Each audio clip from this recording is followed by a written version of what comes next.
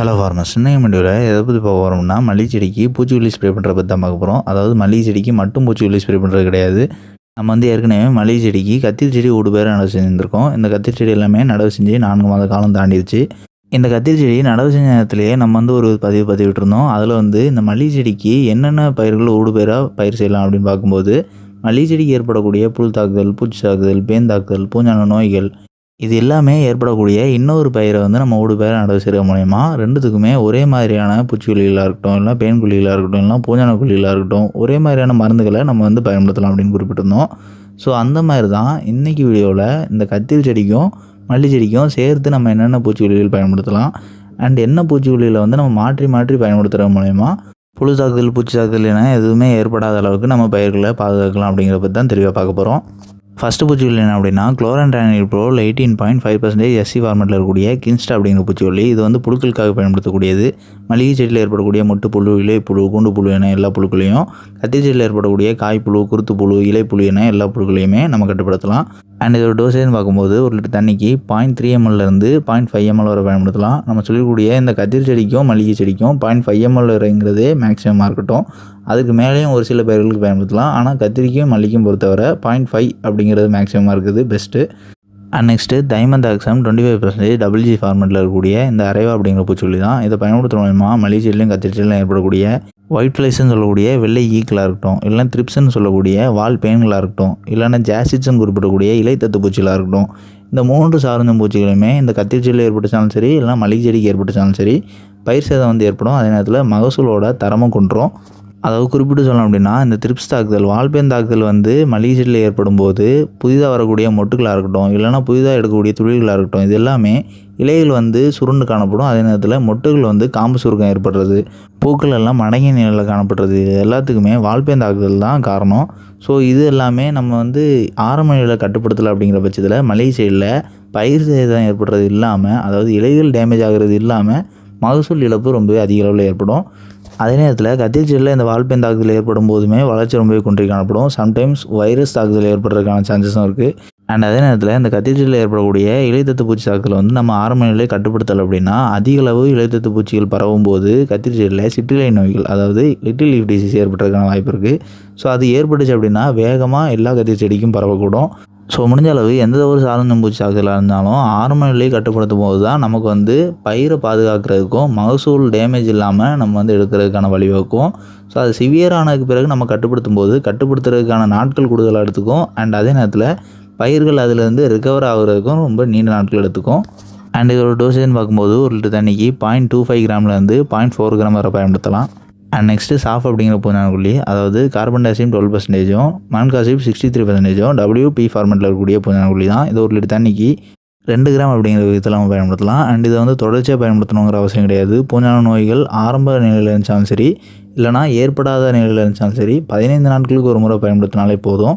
தொடர்ச்சியாக பயன்படுத்தணுங்கிற அவசியம் கிடையாது. அண்ட் இந்த பூஞ்சானக்கொல்லியை பயன்படுத்த மூலமா கத்திரி செடியில் ஏற்படக்கூடிய மேல் சாம்பல் நோய், அடிசாம்பல் நோய், காய்ப்புள்ளி நோய் அண்ட் இது இல்லாமல் ஆரம்ப நிலையில் ஏற்படக்கூடிய வேரல்கள் நோயுமே நம்ம இந்த ஃபாலி ஸ்ப்ரே கொடுக்கும்போது இது தண்டுகள் வழியாக, அதாவது குருத்து வழியாக ஊடுருவி வேர்களுக்கு போய் சேரும்போது கட்டுப்படுத்தலாம். அண்ட் இன்னொன்று மல்லிகை செடியில் ஏற்படக்கூடிய ரஸ்ட், அதாவது துருவ பூஞ்சான நோயாக இருக்கட்டும், அல்டர்னேரியா லீஃப் பிளைட் அப்படின்னு குறிப்பிடக்கூடிய பழுப்பு நிற இலைக்கருகள் நோயாக இருக்கட்டும், அண்ட் இதுவே ஃபியூசேரியம் மில்ட் அப்படின்னு குறிப்பிடக்கூடிய ஃபியூசேரியம் வாடல் நோயாக இருக்கட்டும், இது எல்லாமே ஆரம்ப நிலையில் இருக்கும்போது நம்ம க்யூர் பண்ணலாம். அண்ட் இந்த ஃபியூசேரியம் மில்ட் மட்டும் சால் ரிஞ்சிங்காக தான் எதுவுமே இருந்தாலும் பயன்படுத்தணும். அதுதான் முழுமையான பலன் கொடுக்கும். அண்ட் அதுவுமே இனிஷியல் ஸ்டேஜில் தான். அதாவது நம்ம சொல்லியிருக்கக்கூடிய இந்த ரஸ்ட்டு பூஞ்சான நோயாக இருக்கட்டும், இல்லை அல்டர்னேரியா லீஃப் பிளைட்டுங்கிற பூஞ்சான நோயாக இருக்கட்டும், இந்த ரெண்டுத்துக்குமே நம்ம ஃபாலி ஸ்ப்ரேவை பயன்படுத்துகிறது மட்டுமே போதுமானதாக இருக்கும். ஆனால் இதுவே ஃபியூசேரியம் மில்ட்டை பொறுத்தவரை ஆரம்ப நிலையில் பயன்படுத்துகிறதாவே இருந்தாலும் சாயில் ரிஞ்சிங்கிறது தான் ப்ரைமரி அண்ட் ஃபாலி ஸ்ப்ரேங்கிறது தான் செகண்டரியாக நம்ம பயன்படுத்துகிறது தான் ஃபாலி ஸ்ப்ரே. ஸோ இந்த மாதிரியான மல்லிகையில் ஏற்படக்கூடிய பூஞ்சான நோய்களையும் இது குணப்படுத்துகிற மூலயமா இந்த பூஞ்சானக்குள்ளியை நம்ம 2த்துக்கும் சேர்த்தே ஸ்ப்ரே பண்ணலாம். ஸோ இதனால் பயிர்களுக்கு எந்த ஒரு பாதிப்பும் ஏற்படாது.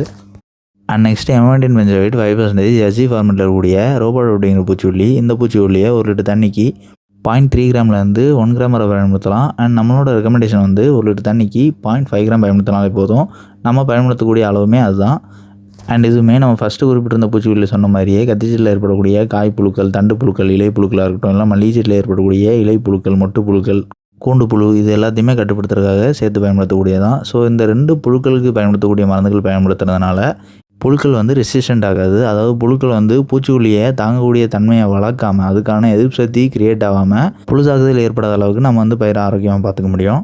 அண்ட் நெக்ஸ்ட்டு நம்ம சொல்லக்கூடிய இந்த 4 மருந்துகள், அதாவது 3 பூச்சிக்கொல்லிகள், ஒரு பூஞ்சான கொல்லி நம்ம ஒரு தடவை பயிர்களுக்கு ஸ்ப்ரே பண்ணுறோம். அதாவது கத்திரி செடிக்கும் மல்லி செடிக்கும் சேர்த்து ஸ்ப்ரே பண்ணுறோம். அப்படிங்கிற பட்சத்தில் இது ஸ்ப்ரே பண்ணி திருப்பி செகண்ட் ஸ்ப்ரே கொடுக்கும்போது இந்த சாரஞ்சம் பூச்சிக்கு பயன்படுத்தக்கூடிய அந்த அரேவா அப்படிங்கிற பூச்சிக்கொல்லிக்கு மாற்றாக இமிடாக்ளோபிரிட் 17.8% SL ஃபார்மெட்டில் இருக்கக்கூடிய மீடியா அப்படிங்கிற பூச்சிக்கொல்லி வந்து பயன்படுத்தணும். இந்த பூச்சிக்கொல்லியோட டோஸ்ன்னு பார்க்கும்போது ஒரு லிட்டர் தண்ணிக்கு 0.3 ml 1 ml வரை பயன்படுத்தலாம். நம்மளோட ரெக்கமெண்டேஷனாக ஒரு லிட்டர் தண்ணிக்கு 0.5 ml பயன்படுத்தினாலே போதும். அண்ட் இந்த 2வது ஸ்ப்ரே கொடுக்கும்போது இந்த சாவு பூஞ்சான கொல்லி பயன்படுத்தணுங்கிற அவசியம் கிடையாது. ஸோ ஒட்டுமொத்தமாக நம்ம சொல்லக்கூடிய இந்த மருந்துகளில் 4 மருந்துகள், அதாவது கின்ஸ்டா, அரேவா, ரோபோட் அண்ட் சாஃப், இந்த 4 மருந்துகளையும் ஒரு ஸ்ப்ரே கொடுத்ததுக்கு பிறகு செகண்ட் ஸ்ப்ரே கொடுக்கும்போது அரேவாவுக்கு மாற்றாக மீடியா பூச்சிக்கொல்லியை பயன்படுத்தணும். அண்ட் இந்த செகண்ட் ஸ்ப்ரே கொடுக்கும்போது சாவு பூஞ்சான கொல்லியை பயன்படுத்தணுங்கிற அவசியம் கிடையாது.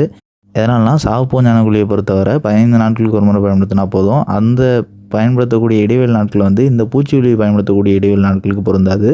ஸோ சாஃப் பூஞ்சான கொல்லி வந்து எந்த ஸ்ப்ரே கொடுக்கும்போதுனாலும் 15 நாட்கள் இடைவெளி கணக்கு பண்ணால் போதும். அண்ட் நெக்ஸ்ட்டு இந்த 2 செட் ஆஃப் பூச்சிக்கொல்லிகள் ஸ்ப்ரே பண்ணும்போது நம்ம எதனால் அரேவா பூச்சிக்கொல்லிக்கு பதிலாக மீடியா பூச்சிக்கொல்லியை மாற்றியும் திருப்பி அடுத்த ஸ்ப்ரே கொடுக்கும்போது திருப்பி அரேவா பூச்சிக்கொல்லியும் பயன்படுத்த குறிப்பிட்றோம் அப்படின்னா, நம்ம புழுக்களுக்கு பொறுத்தவரை 2 பூச்சிக்கொல்லியும் சேர்த்து பயன்படுத்துறதுனால புழுக்கள் தாக்குதல் வந்து அதிகபட்சமாக 100% ஏற்படுறதுக்கு வாய்ப்பில்லை. ஏற்பட்டுச்சுனாலும் உடனே அழிஞ்சிரும். ஆனால் இதுவே சாரஞ்சம் பூச்சிகள்னு பார்க்கும்போது நம்ம வந்து சாரஞ்சம் பூச்சிகளுக்கு 2 பூச்சிக்கொல்லி இந்த மாதிரி சேர்த்து பயன்படுத்தணும் அப்படின்னா அது வந்து ஃபைட்டோடாக்சிட்டி ரிஸ்க்கை ஏற்படுத்தும்.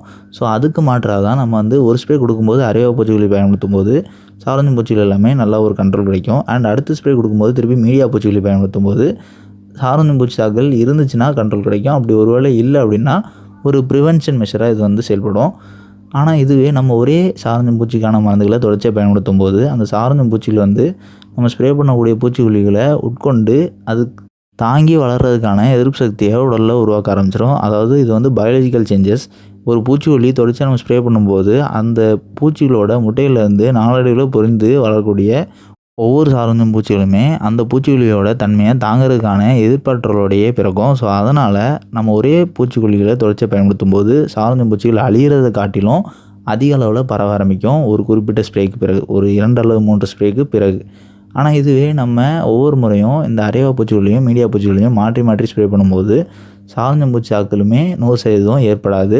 ஒரு 2 ஸ்ப்ரே நம்ம ஸ்ப்ரே பண்ணதுக்கு பிறகு சாரஞ்சம் பூச்சி தாக்குதல் வந்து ஒரு 90% வரை ரெடியூஸ் ஆயிரும். அதாவது மீதமுள்ள முட்டைகள்லாம் திருப்பி அடுத்த 3வது ஸ்ப்ரேக்கு நம்ம ஸ்ப்ரே பண்ணும்போது அழியும்.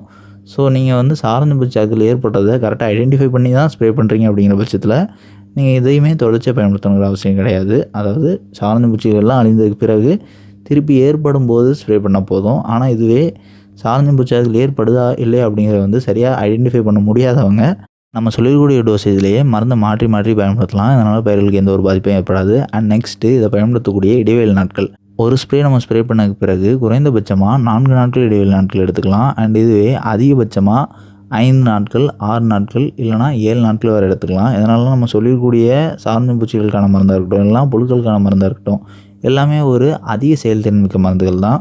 ஸோ அதனால் குறைந்தபட்சமாக 4 நாட்களுக்கு ஒரு முறையும் அதிகபட்சமாக 6 நாட்கள் இல்லைனா 7 நாட்கள் வரை கூட எடுத்துக்கலாம். அண்ட் இது வந்து வெயில் காலத்தில் 8 நாட்கள் 9 நாட்கள்னு அந்த இடைவெளி நாட்கள் வந்து நம்மளால் அதிகரிச்சிக்க முடியும். இது வந்து குளிர்காலம் அப்படிங்கிறதுனால 7 நாட்கள் அப்படிங்கிறதே மேக்ஸிமமாக இருக்குது பெஸ்ட்டு. அதற்கு மேலே போகும்போது புழு தாக்குதல் வந்து சுலபமாக ஏற்படுறதுக்கான வாய்ப்புகள் இருக்குது. அதனாலனா பனி விழும்போது பொருட்களில் அதிக அளவு அந்துப்பூச்சிகள் அடையக்கூடும். ஸோ அந்த அந்துப்பூச்சிகள் எல்லாமே இரவு வேளையில் அதிக அளவு முட்டையிடக்கூடும்.